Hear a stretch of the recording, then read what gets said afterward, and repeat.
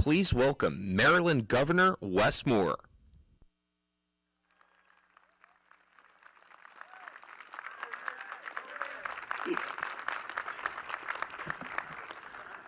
Good afternoon.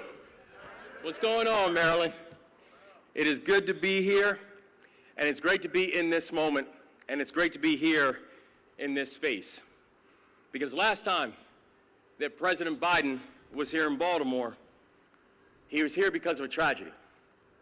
A tragedy not just to our state, not just to the city of Baltimore, not just to Dundalk and the Turner Station, but also a tragedy to our entire country.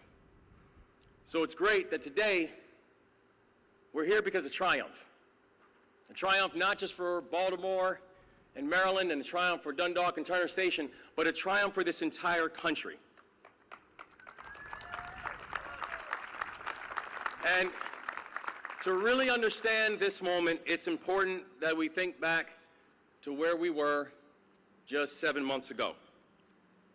Because 7 months ago, we stood here together, looking out over the Patapsco River, where we saw a ship that was the size of 3 football fields, that was stuck in the middle of a shipping channel with the Francis Scott Key Bridge sitting on top of it. It's a landscape that for many of us was unimaginable because I'd never seen that landscape before, because that bridge has been there since I've been born. As a state, we faced a terrible tragedy, and in that moment, we did exactly what Marylanders always do. We picked ourselves up, we dusted ourselves off, we got together, and we came back stronger.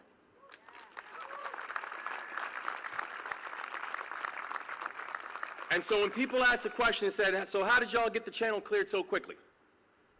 How are y'all able to move a massive vessel without a single major injury? How are you able to support our amazing workers and businesses and victims of the tragedy? And my answer is simple. It's because we have the best workers on the planet, and it's because I have the best partners that any governor could ever ask for. And I want to say from the bottom of my heart, and I will say it until my last breath, thank you, President Biden, and thank you, Vice President Harris.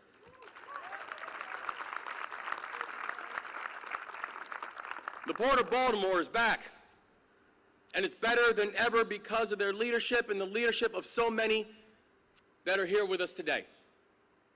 It's the leadership of our extraordinary congressional delegation, including Senators Cardin and Senator Van Hollen, Congressman Mfume, Congressman Hoyer, Congressman Sarbanes, Congressman Ruppersberger. I want to thank you all for your leadership.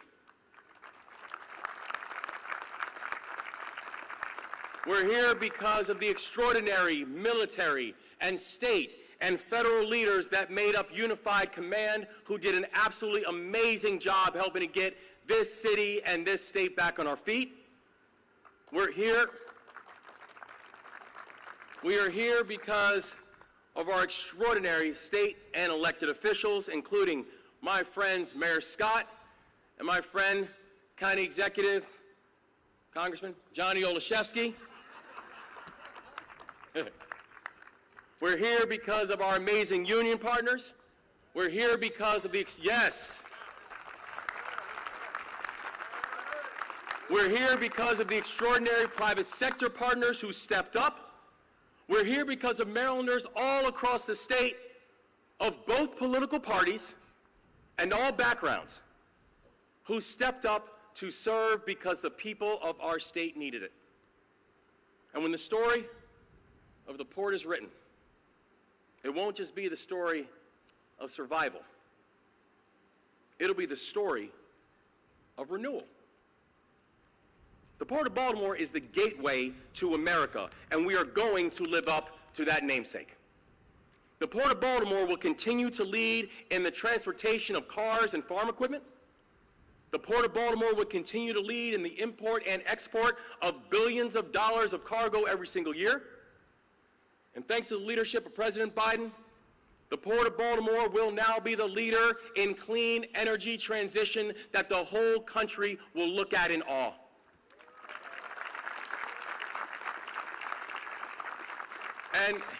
And let's be clear, this matters not just because of things like zero-emission vehicles and electrification will be good for the environment. But you know what it's also good for? The people who will be building the grid, the people who will be installing the equipment, the people who will be maintaining the equipment. This transition will not just be good for the environment, but it'll be good for the people that matters most, our workers.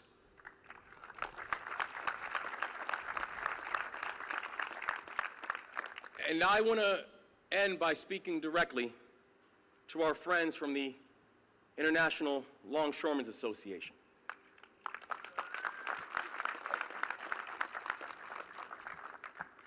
Brothers and sisters, I know that this year has been hard. I know you and I have gathered here at Dundalk Terminal quite a few times in these past months. We met right here after the bridge collapsed, and we told you that this administration would have your back, that we would make sure that you got the financial relief that you needed, and that you would get back on the job as fast as possible. We met here again when you went on strike, and together, we stood on the picket lines. You have been there for us every single day, and I'm here to tell you that we will be with you every single day as well.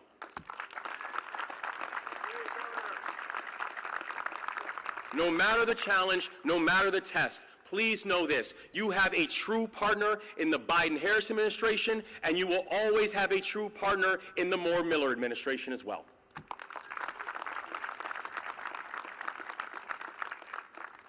This is going to be Maryland's decade. We have said it, and these other governors are starting to believe it now. This is Maryland's decade, but the reason it is going to be Maryland's decade is because we will be union strong.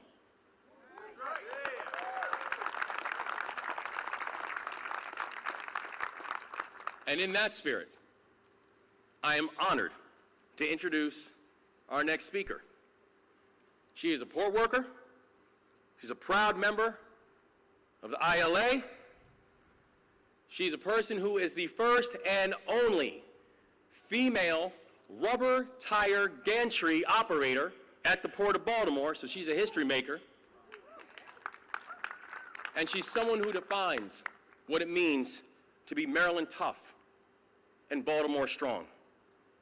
Please welcome my new friend, Gwendolyn Stewart Williamson.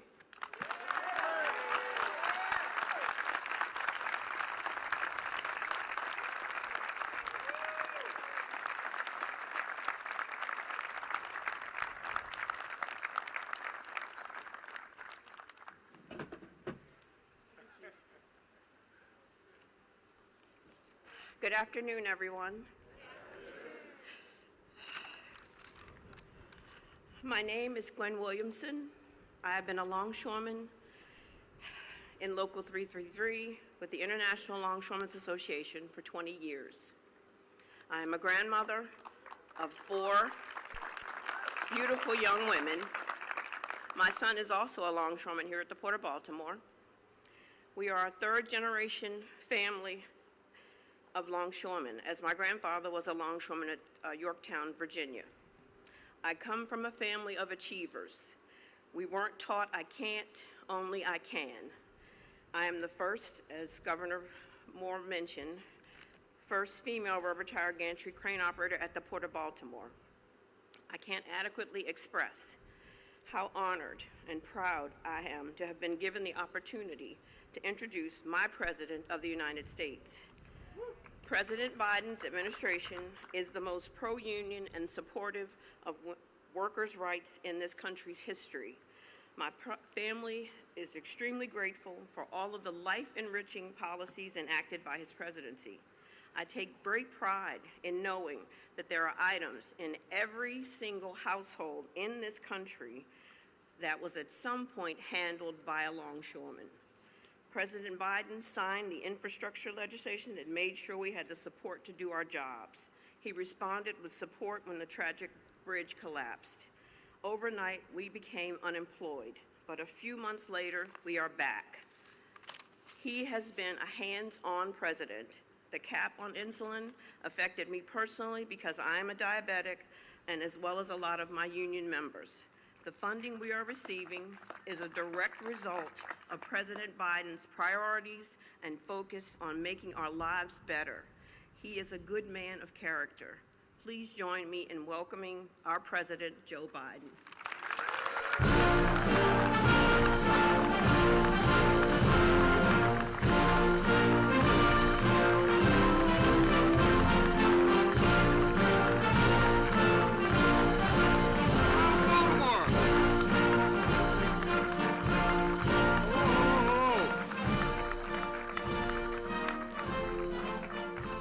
Don't jump, guys, all right?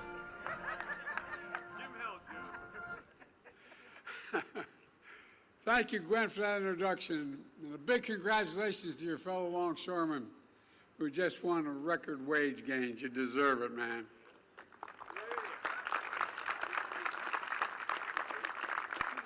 You know, I'm called the most pro-union president in history. It's not hard, man. It's a simple proposition. Middle class built this country, and unions built the middle class. Period. I mean it. You sacrificed so much to keep America's ports open, especially during the pandemic. You deserve a strong contract. I also want to thank Governor Moore. I think he may be the best governor in the country, man. Where are you, Gov? I tell you what, man, I wish I had played ball with him. You know, and Mayor Scott, there you go. Stand up, man. Let him see you. This guy's got, being a mayor of a major city is one of the hardest jobs in American politics. They think you have all the answers and they know where you live. And Johnny O, county exec, where are you, Johnny? There you are. I used to be a county councilman. I think it's the hardest job in America. People think you know what you have. You don't have nearly what you think you have. You think you can solve all your problems, and when you can't, you get in trouble. And they know where you live, too, so thank you, Johnny O. Appreciate it. We look forward to seeing you in Congress next year, man. Look forward to seeing you in Congress.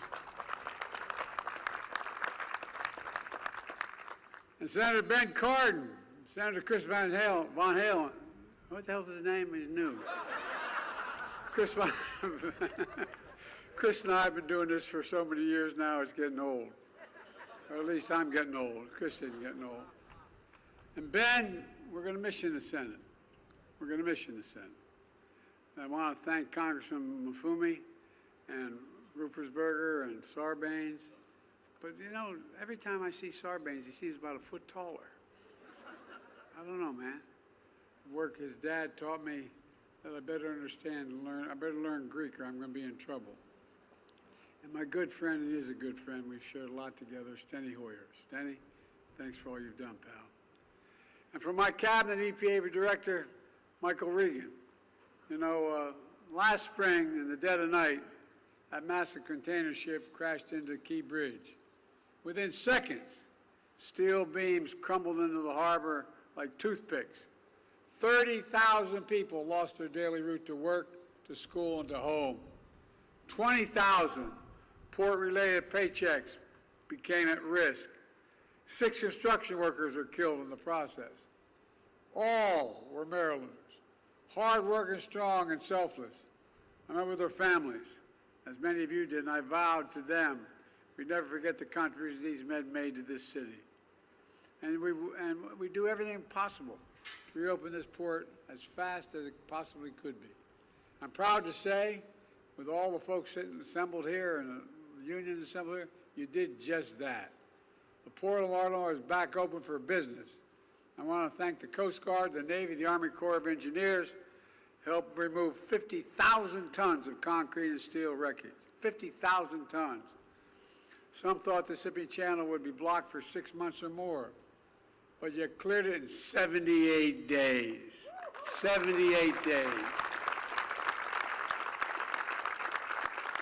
On top of this, my administration provided $60 million in federal funding for response and recovery, offered grants to displaced port workers to get paid to help with the cleanup, and teamed up with businesses to keep auto and farmer shipments moving. Result, 8,000 workers back on the job. Over 100,000 tons of cargo pass through this port again on a daily basis. But as I promised last spring, we won't stop until the new bridge is finished completely. Finished.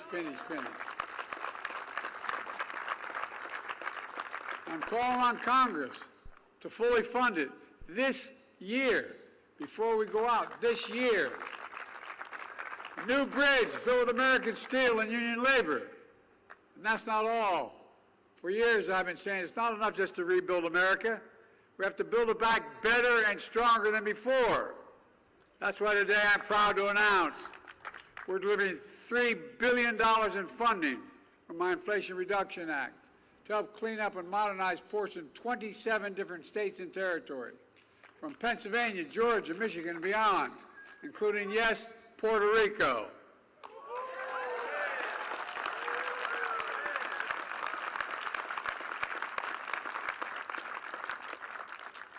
Well, I'd take that guy for a swim out there. Anyway.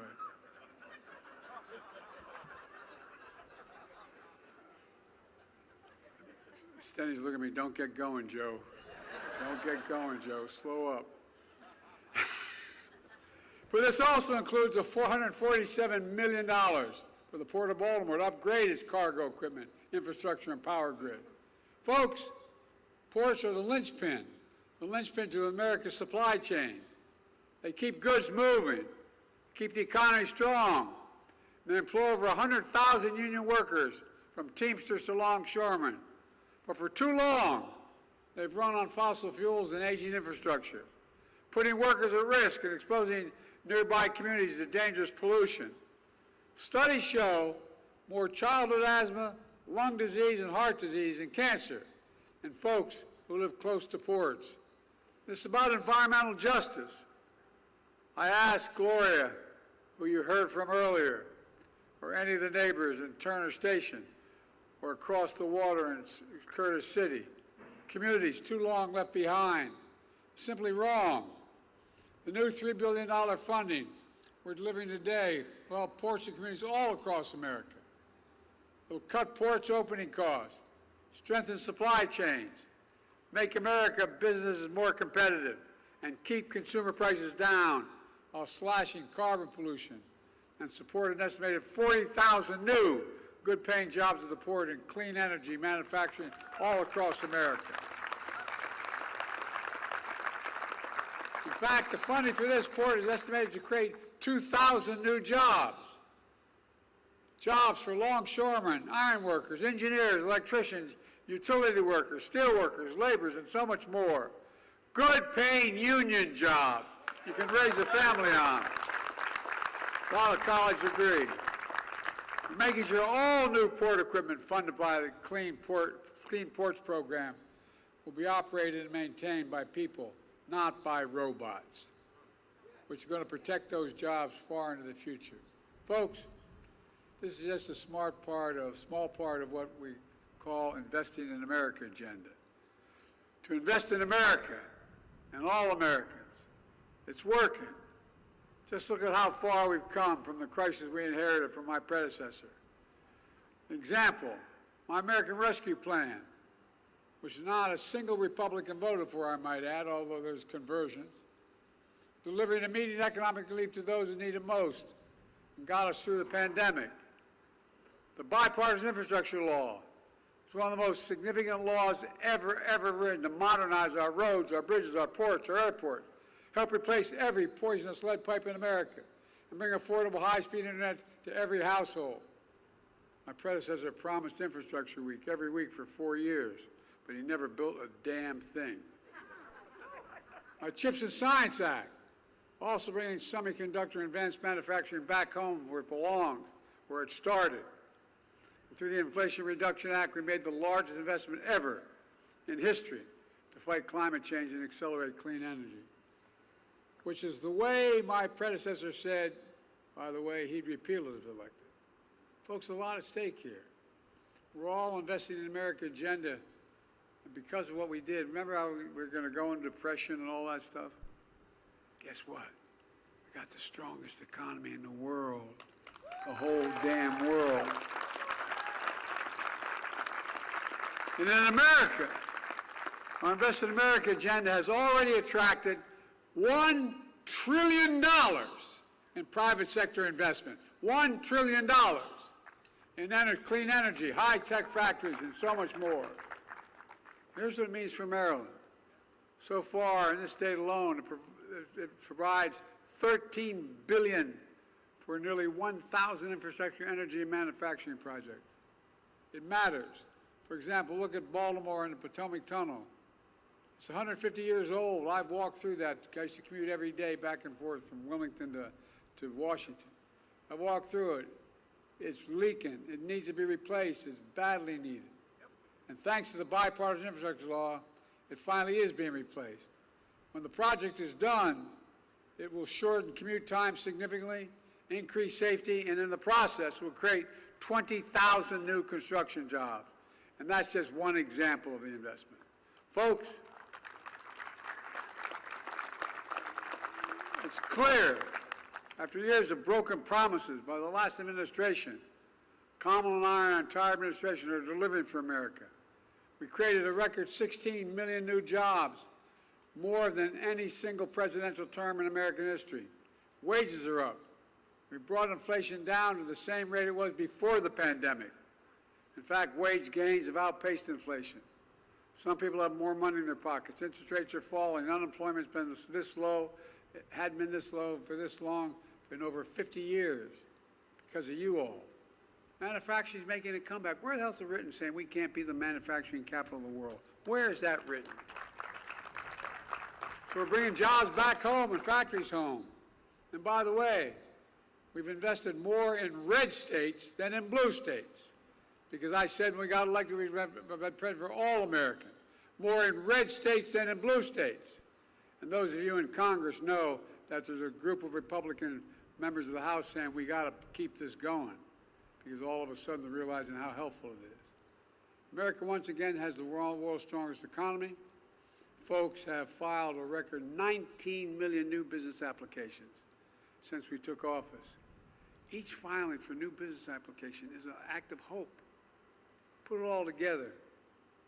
In thousands of cities and towns, we're seeing the great American comeback story. Consumer confidence is up this month larger than ever. The economy is growing. Middle class is doing well. We're showing we're the only nation in the world that always emerges stronger from a crisis than we went into the crisis. The only one. We have to keep that progress going and growing. Let me close with this. When I see this port now, cranes in the air, ships and cargo on the move, I hope and feel what I hope you feel, a real sense of pride. I mean it sincerely. Pride. Pride in your community. Pride in our country. Pride in the capacity of our labor unions. That's what Baltimore Strong is all about. It's about pride. I know because generations of Bidens lived here since the 1850s. My dad was born here. He always told me, the true measure of a person is not how often you get knocked down. It's how fast you get back up. That's Baltimore, gets back up fast. That's Maryland, that gets back up. And that's why I've never been more optimistic for our future. We just have to remember who the hell we are. We're the United States of America. And there's nothing beyond our capacity when we do it together. So let's keep working together. God bless you all, and may God protect our troops. Thank you, thank you, thank you.